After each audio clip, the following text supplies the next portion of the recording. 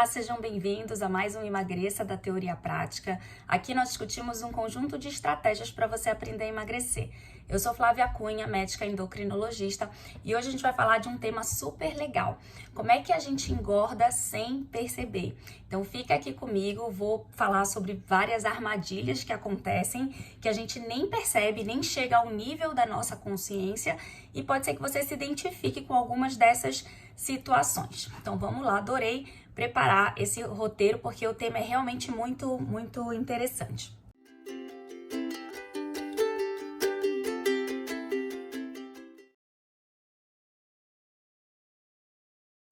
Então é o seguinte, na minha prática, né, então no consultório é muito comum que as pessoas me procurem buscando emagrecimento, né? Então elas vêm me falando de uma história rápida, geralmente rápida, de ganho de peso, e aí elas querem, né, me procuram exatamente para orientar nesse processo de emagrecimento.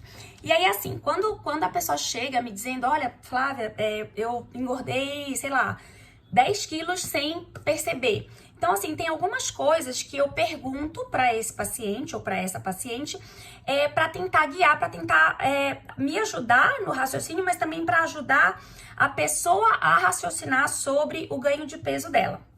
Então, vamos lá, vamos falar sobre isso. A primeira coisa, né, eu tento identificar em quanto tempo ela ganhou esse peso. Então, ela me fala, eu ganhei 10 quilos no último ano, de um ano para cá. Ou então eu ganhei 10 quilos nos últimos 2 meses. Então veja que são situações totalmente diferentes, né? Uma coisa é você ganhar 10 quilos durante um ano, inclusive muita gente relatou ganho de peso, né, de um ano para cá, por conta do início da pandemia, né, que a gente acabou de fazer um ano agora de pandemia. Mas tem algumas histórias, né, que me trazem de um ganho de peso mais rápido, 2 meses, 3 meses, então veja que já é uma coisa bem diferente. E a segunda coisa que eu pergunto para elas, para essas pessoas, é assim, o que você acha que fez você engordar de repente tão rápido? Ou o que você acha, o que você relaciona? Tem alguma situação, tem algum evento que você relaciona especificamente com esse ganho de peso?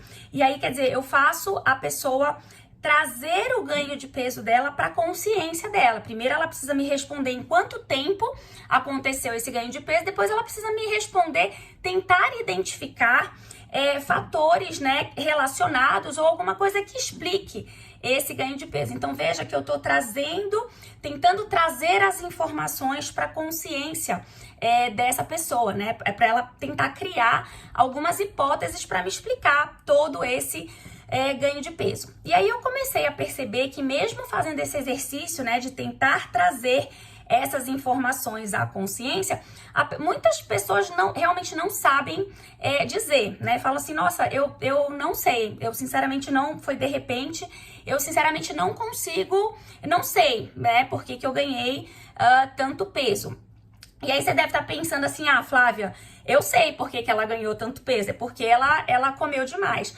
Mas a ideia é a gente tentar entender por que ela comeu demais, né? O que mudou tanto o padrão, a rotina dela alimentar para que, sei lá, nos últimos 2 meses, o que aconteceu nesses últimos 2 meses que mudou tanto o padrão alimentar dela, mudou a rotina alimentar e fez com que ela comesse mais e, portanto, ganhasse mais peso. Então, veja que é uma coisa interessante porque muita gente não tem essa consciência, né? E aí é sobre isso que a gente vai falar, sobre essas armadilhas, sobre essa história da gente, de repente, comer sem perceber ou mudar o padrão sem perceber, né? Por que isso acontece? Você já deve ter visto, né, histórias de pessoas que têm o efeito sanfona, né? Que emagrecem bastante e aí, de repente, entram num platô e de repente começam a voltar a engordar. Essas pessoas, né, muitas vezes elas não entendem por que elas entram nesse sanfona, nesse retorno do ganho de peso, e muitas vezes elas acham que elas estão mantendo o padrão alimentar da época da dieta. Mas o que acontece é que, assim, é muito frequente que elas comecem a sair um pouquinho da dieta sem perceber. Elas começam a voltar aos hábitos antigos sem mesmo se dar conta disso, né? Elas juram que estão fazendo direitinho, e não é que elas são mentirosas, é porque elas não percebem. É uma coisa que não chega ao nível da consciência. Eu vou te dar um outro exemplo interessante, que foi da época da minha gestação. Eu sempre conto essa história, porque eu acho que ela é bastante educativa, né? Então eu uso esse modelo, eu uso essa história para trazer algumas questões interessantes. Então, na minha primeira gestação, né, da Isis, tem 3 anos isso, eu engordei um pouco mais do que o considerado normal, saudável, né, para uma grávida que engravida num peso bom, né? Então eu engravidei magra para normal, né? Então eu era magra, eutrófica, engravidei, e aí assim, a gente espera por uma gestação inteira de uma mulher que engravida no seu peso bom, em torno de 13, no máximo 14 quilos, vamos colocar assim. E eu engordei 16 quilos, né? Por que que eu engordei um pouquinho a mais do que é o esperado? Se você me pergunta, eu sei te responder, né? E eu vou justificar. Ah, Flávia, foi porque você comeu mais do que você precisava nos 9 meses. Sim, foi porque eu comi um pouquinho mais.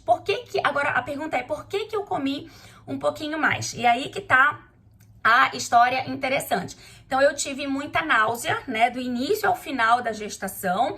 E aí logo no início eu percebi que quando eu comia alguma coisa, que a minha náusea melhorava muito, praticamente desaparecia, né? Então eu comecei a usar essa estratégia, né? Quando eu começava a sentir o meu estômago vazio, eu já ia lá e já comia, porque eu não queria ter a náusea, né? Porque quando o estômago ficava vazio, quando eu percebia que eu já tinha ali algumas horas sem comer, a náusea já começava a voltar, né? A vontade de vomitar. Muitas vezes eu chegava a vomitar. Então eu aprendi essa tática. Eu aprendi que a comida me fazia sentir bem, né? A comida aliviava, amenizava a minha náusea. Então eu comecei a comer mais para não passar mal, né? Então eu beliscava, né, o dia inteiro. Eu comia de forma mais frequente do que era o meu habitual, né? O meu habitual é comer 3, 4 vezes por dia, né? 4 principais refeições, vamos dizer assim. Eu comia várias vezes, eu beliscava várias vezes, justamente para não deixar o estômago esvaziar e não passar mal. Então, eu consigo te explicar por que que eu comi demais, por que que eu mudei o meu padrão alimentar. Mas eu consigo te explicar porque eu trabalho com isso, então isso tá no nível da minha consciência. É fácil para mim identificar, mas muita gente não consegue fazer essa associação, né? Muita gente não consegue entender por que que tá comendo demais ou por que que tá comendo fora da sua rotina anterior, né? E isso sim faz a pessoa ganhar mais peso. Então, é sobre isso que a gente vai aprofundar, tá? Eu quero te contar 2 coisas sobre esse assunto, pra gente tentar entender, né? Então, olha só, primeira coisa, mais de 200 pensamentos relacionados à comida, relacionados ao comer, passam pela nossa cabeça todo dia. Então, todo dia a gente tem mais de 200 pensamentos relacionados à comida, né? Então, o que eu vou comer? Eu tô com fome, não tô com fome? Só que assim, são pensamentos que não chegam ao nível da consciência, né? Você pode estar até achando exagerado. Quando eu li isso, né? Porque isso tá escrito nas literaturas que falam sobre comportamento alimentar. E quando eu li isso, eu também achei exagerado. Eu falei, gente, não é possível, né? Assim, achei demais, achei um pouquinho demais. E na verdade, por que a gente acha demais? Porque a gente não toma consciência desses pensamentos. Na verdade, a maioria não chega à nossa consciência, a maioria fica num nível abaixo da nossa consciência. Então, por isso que parece esquisito a gente achar isso verdade, mas é o que a literatura mostra, né? O que os estudos mostram. Então, essa é a primeira informação que eu quero te dar. E a segunda coisa que eu quero te contar é que não são só os pensamentos que ficam abaixo do nível de consciência. Muitas tomadas de decisão, né? Muitas das nossas escolhas, né? E o próprio consumo alimentar, ele muitas vezes também pode ficar abaixo do nível da nossa consciência. Ou seja, a gente pode fazer sem perceber. A gente não toma, né, percepção, a gente não percebe o que a gente está fazendo. A gente, de fato, assim, a gente come sem perceber, né? Então isso é uma informação bem interessante, porque se a gente quer emagrecer, ou até se a gente quer identificar por que a gente engordou, para a gente poder trabalhar aquela questão e voltar a emagrecer, é muito importante que a gente tenha essas informações em mão, para a gente ter essa percepção de que a gente precisa começar a identificar essas armadilhas, né? A gente precisa começar a buscar essas informações, a buscar essas armadilhas e trazer para o nível da nossa consciência para que a gente possa se blindar, tá? Então, no finalzinho, eu vou falar um pouco sobre isso, né? Então, essa característica da gente escolher sem perceber, fazer as escolhas sem tomar consciência, isso é uma característica do ser humano, né? Não depende de nível socioeconômico, escolaridade, tanto que a gente vê, né, a obesidade acontecendo em todas as camadas sociais, em todos os níveis socioculturais, inclusive a gente vê nutricionistas lutando contra o peso e até médicos, até endocrinologistas com problema, né, com dificuldade de emagrecer, tá? Então, vejam a importância aí desse tema pra gente discutir, pra gente aprender um pouco dessas armadilhas. Olha, são muitas, né? Então, eu selecionei algumas aqui para falar para vocês, mas são muitas armadilhas ambientais, muitas armadilhas do dia a dia que a gente se deixa levar, que a gente, na verdade, não toma consciência, né? Então, é sobre isso que a gente vai falar, tá? Então, agora eu vou contar algumas dessas armadilhas, inclusive esse roteiro foi baseado num artigo que discute exatamente isso, né? Discute essas coisas que levam a gente, essas características, às vezes nossas, às vezes do ambiente, que levam a gente a comer demais sem perceber, tá? Muito bem, vamos lá. Primeira armadilha, quando a gente vê comida, né, ou quando a gente vê foto de comida. Então, olha que interessante, quando a gente é apresentado ou a comida, né, na nossa frente, ou até uma foto de comida que às vezes chega no nosso celular, às vezes a gente vê na televisão, a gente tem logo uma liberação de uma substância bem interessante no nosso organismo chamada dopamina. Então, é uma substância que faz a gente querer comer, faz a gente buscar comida, né? Então, ela atua no que a gente chama de sistema recompensa, ou seja, a gente busca uma recompensa, a gente busca um prazer, né? Então, olha só, não precisa nem estar a comida na sua frente, só a foto da comida vai fazer você ter essa ativação desse sistema recompensa, vai fazer você liberar a dopamina e vai fazer você ter vontade de comer. E é muito difícil, a gente não consegue identificar muitas vezes a diferença entre a fome de verdade e a vontade de comer, que é essa vontade de comer induzida pela liberação de dopamina. E as empresas, né, as empresas de marketing, as empresas de comida, elas sabem muito disso, elas entendem disso até mais do que a gente. Então, elas usam e abusam dessa estratégia. Por isso que domingo à noite os aplicativos de comida sempre te avisam, né, sempre te lembram que eles estão ali, né, de que você pode, de repente, pedir uma pizza, pedir um sanduíche, tem alguma coisa em promoção, e aí a primeira coisa que vem é logo a foto, né, do alimento bem na nossa cara, pra gente ter vontade de pedir. E aí, na hora, você estando com fome ou não, você tendo comido há pouco tempo ou não, acontece essa liberação de dopamina e você tem uma vontade muito louca, muito grande de pedir aquele alimento específico que veio na sua cara, né? E assim, não são só as empresas de marketing, não são só as lojas de comida que abusam disso. Eu lembro, vou contar uma história interessante da minha infância, adolescência. Eu lembro que meu pai tinha uma locadora de vídeo, né? Começou com uma locadora pequena, e na época, né, em que a gente alugava vídeo, hoje em dia a gente nem vê mais praticamente, mas naquela época era muito frequente, né, ter locadora de vídeo, todo mundo pegava vídeo pra assistir em casa, assistir aos filmes. E aí, assim, começou com uma loja pequena, que era só realmente a locadora de vídeo, e aí depois ele foi para um espaço maior, se transformou, na verdade, numa loja de conveniências. Então, eu lembro que era um espaço bem grande, e aí, assim, numa parede tinha o balcão lá, de fato, para você, né, pagar o aluguel do vídeo.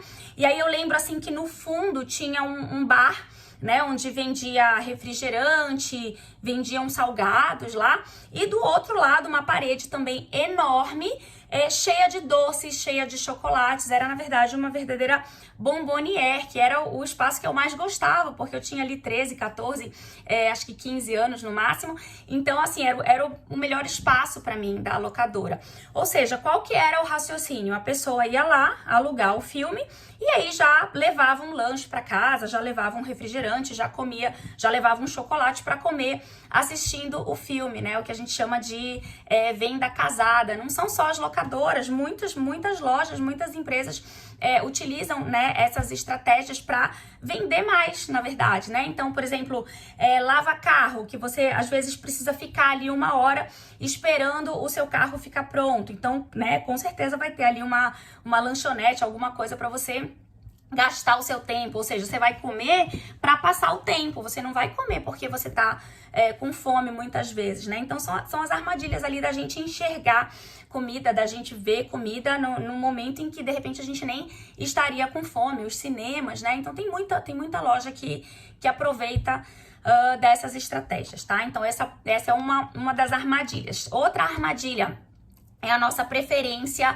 inata, né? O nosso paladar inato para doces e gordura, né? Então, principalmente a combinação disso. Eu sempre falo aqui para vocês que essa combinação é muito perigosa, né? Açúcar mais gordura vira um alimento muito saboroso. E aí, quando a gente tá estressado, é só o que a gente quer, né? A gente quer o açúcar, que é a energia rápida, e a gente quer a gordura, que é o que dá o sabor, né? Então, a combinação do açúcar com a gordura vira esse alimento super palatável, esse alimento super saboroso, que a gente não consegue resistir, né? E as empresas sabem disso também. Inclusive, esse é um dos ramos que mais cresce na indústria alimentícia, né? E aí, assim, eles vendem muito, porque são geralmente alimentos baratos, né? Só que são alimentos pouco ou nada nutritivos, tá? Então, a gente precisa estar muito atento a essa nossa preferência inata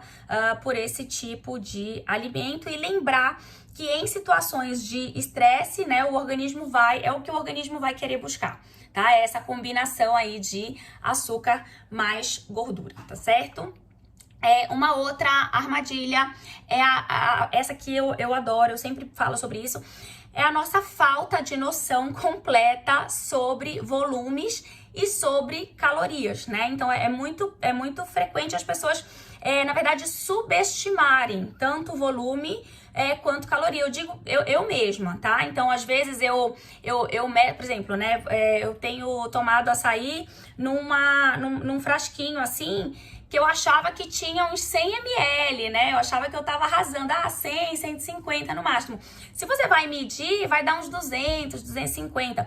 Então, a gente não consegue estimar, a gente não tem um olho muito bom para estimar volume e muito menos caloria, né? Isso é uma armadilha muito interessante. Olha só esse exemplo que acontece, é bem frequente, eu vejo muito, eu identifico muito isso no consultório. As pessoas enxergam um prato de comida, né? Um prato de comida cheio, não cheio assim, cheio, né? Estupidamente lotado, mas um prato de comida equilibrado, em que você tem ali todas as porções preenchendo o prato. O que elas acham? Como é um prato, né, grande, tem muita comida, ele tá bem distribuído ali, isso deve ter muita caloria. Então, o que as pessoas fazem? As pessoas trocam um prato de comida por um lanchinho, por uma coxinha que é pequenininha, ou então por um sanduichinho de queijo e presunto, por exemplo, que é pequenininho, achando que estão fazendo um bom negócio, né? Porque acham que no volume menor tem menos caloria. Só que tem que tomar muito cuidado, né? Porque às vezes esses lanchinhos pequenos, às vezes eles têm a mesma caloria, ou às vezes até mais caloria do que um prato bem distribuído de comida, por mais que seja, né, um prato não grande, mas um prato normal, né? Um prato cheio de comida. E eles têm muito menos nutrientes do que um prato de comida. Então, o que acontece? A gente faz a troca, a gente perde em nutrientes, né? A gente faz a troca do prato de comida pelo lanchinho pequeno. A gente primeiro perde em nutrientes E segundo, o nosso cérebro entende que ele se dá permissão para comer mais nas próximas refeições, porque ele pensa assim, eu nem comi tanto, né, na última refeição, eu comi só um lanchinho, então eu posso comer mais. E na verdade, muitas vezes, esse lanchinho às vezes tem exatamente a mesma caloria de um prato de comida bem distribuído e bem nutritivo, tá? Então, olha só como o nosso cérebro engana a gente, tá? Então, precisa estar atento a essa informação. Muito bem. Outra armadilha, a lei do menor esforço. Então, a gente funciona, todos nós, seres humanos, funcionamos sob a lei do menor esforço. O que é isso? A gente está sempre buscando poupar esforço, poupar energia. A gente vê isso no dia a dia, né? Imagina se você tem um trabalho para fazer e esse trabalho ele é contínuo, você tem que fazer ou todo dia ou toda semana. Você vai conseguir uma maneira de fazer ele de forma mais prática, mais fácil, né? A gente sempre dá o nosso jeitinho brasileiro. Principalmente se é um trabalho que é mais complexo, você vai aprender. Eu tenho certeza que você vai buscar, o seu cérebro vai buscar uma forma mais fácil, uma forma mais prática, uma forma mais direta de fazer, né? E isso é até interessante, é até inteligente, né? Pro nosso cérebro buscar isso. Só que a gente faz isso com comida também, né? Então, o que a gente faz? Quando a gente percebe que uma comida ela é mais complexa para preparar, a gente não quer, né? Então, a gente busca a comida de fácil preparo, aquela que já tá pré-pronta, né? Que só precisa esquentar, ou até que já tá pronta, que basta você comer, né? Basta você pegar e engolir e comer. Então, assim, são aqueles... É o fast food, né? Que ficou tão famoso. Então, é aquele alimento que você come fazendo outras coisas, né? Que você come dirigindo, que você come andando, correndo, trabalhando, estudando, que você come com uma mão só, né? Então, a gente sempre fala, cuidado com os alimentos que você consegue comer com uma mão só, né? Porque são alimentos muito fáceis e provavelmente são alimentos menos nutritivos e mais calóricos, né? Muito calóricos. Então, essa é a ideia de ter cuidado com esses alimentos muito práticos, alimentos né, que você consegue comer com apenas uma mão. Outra armadilha, a influência que a gente sofre das pessoas que nos rodeiam, né? Tem até uma frase famosa que diz que a gente é a média das 5 pessoas com quem a gente mais convive. Isso funciona um pouco para alimentação também, né? Então, a gente tem uma certa tendência natural de imitar as pessoas que estão ao nosso redor, e isso funciona também para comida, né? Então, é uma forma de modelar, né? Isso não é proposital, né? A gente não faz isso conscientemente. Isso é uma coisa natural, acontece sem a gente perceber, assim como as pessoas também, né, que estão ao nosso lado meio que imitam a gente, mas também é uma coisa natural, é uma coisa do ser humano, né? É até chamado assim os neurônios espelho, os neurônios imitadores, é alguma coisa nesse sentido. Então, veja, não é uma coisa que a gente faz de propósito, não é uma coisa que... Claro, né? Quando a gente admira, a gente tende a imitar, e isso é meio proposital, porque a gente admirou, porque a gente achou legal, então a gente meio que modela, né? Mas não é muito bem essa ideia que eu quero passar.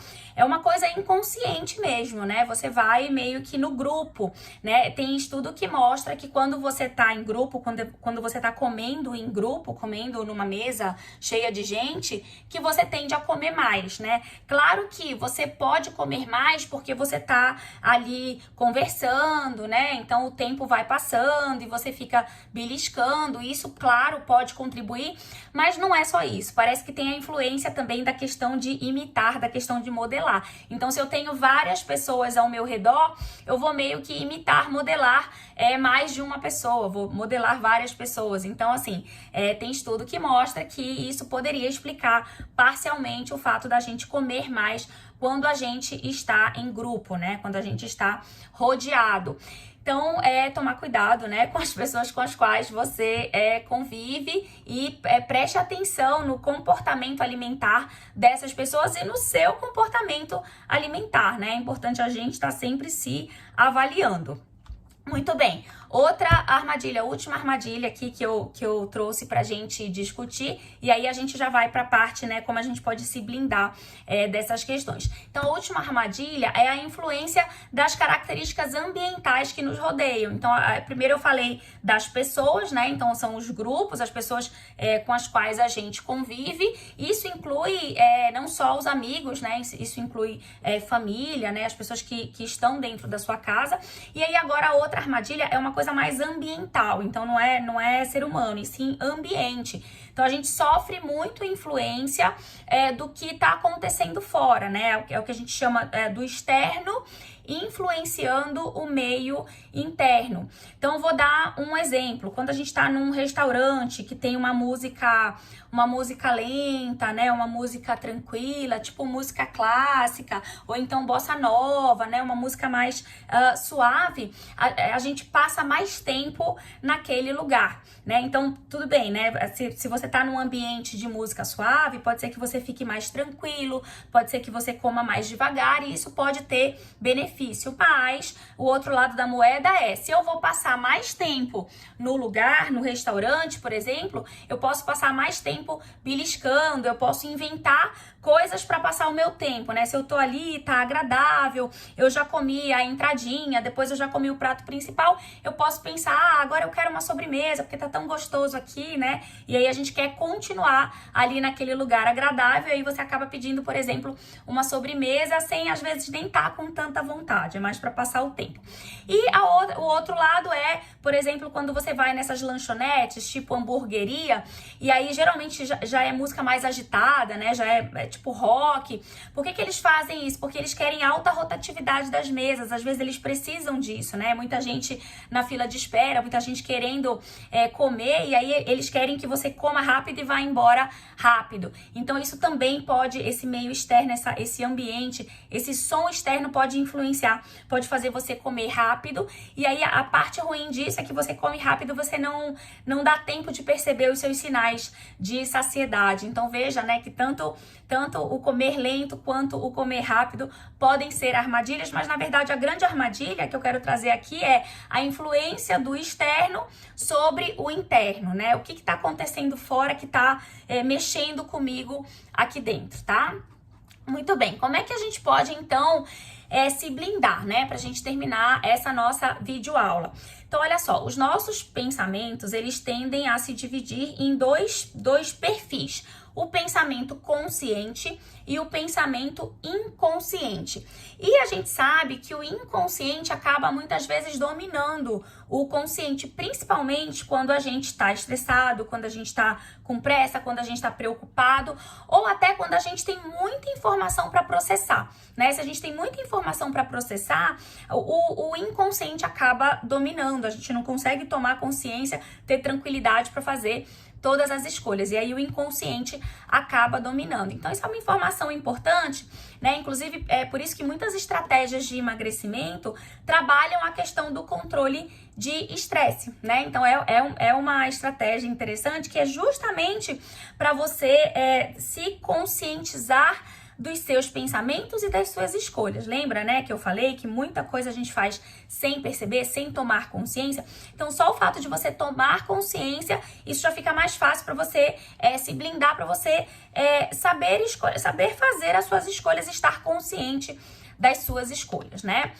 Muito bem, então dicas aqui pra gente se blindar. Então uma coisa interessante, uma coisa que eu sempre trago aqui também, é o exercício de você saber diferenciar a fome de verdade daquela fome do prazer, daquela vontade de comer que é estimulada pela dopamina. Lembra quando eu falei, né, que quando a gente vê comida, a gente tem uma liberação de dopamina? Então, se eu aprendo a fazer esse exercício de saber identificar quando eu tô com fome de verdade e quando é só uma vontade de comer que de repente eu posso conseguir controlar, isso fica mais fácil, né, eu me blindo de alguma forma, né, isso fica mais fácil de rejeitar comida em alguns momentos, em algumas situações. Então, essa é a primeira dica aí pra gente se blindar dessas armadilhas.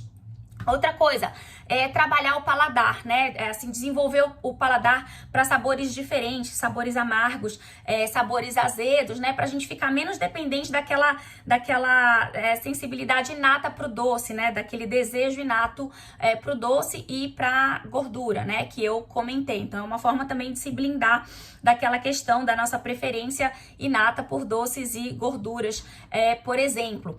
Outra dica super interessante que eu sempre trabalho aqui também nos meus vídeos é você entender mais sobre calorias, entender mais sobre os alimentos, sobre nutrientes e sobre volumes, né, para você ter mais essa percepção, ler os rótulos. Se for o caso, no início pesar, né, os alimentos ou medir, né, se for líquido, ver quantos ml tem, pesar só para você começar a ter noção. Não é que você vai ficar refém, vai ficar pesando tudo. A ideia não é essa. É só para você ter uma noção melhor, né, de quantidade, de volume. Então, eu acho bem interessante a gente começar a aprender um pouquinho mais sobre isso. Outra dica legal. Para tentar fugir daquela história da lei do menor esforço, né? Então, tentar se envolver mais com a culinária. Tem um pouco a ver, né, com a dica anterior. Então, se eu me envolvo mais, e aí se preparar algumas coisas, eu consigo tornar isso uma atividade prazerosa, pronto, eu resolvi esse problema. Porque não adianta, né, eu vou lá, vou fazer, mas é um saco. Para mim, é uma atividade chata. Não adianta, né? Uma hora eu vou chutar o balde e vou desistir.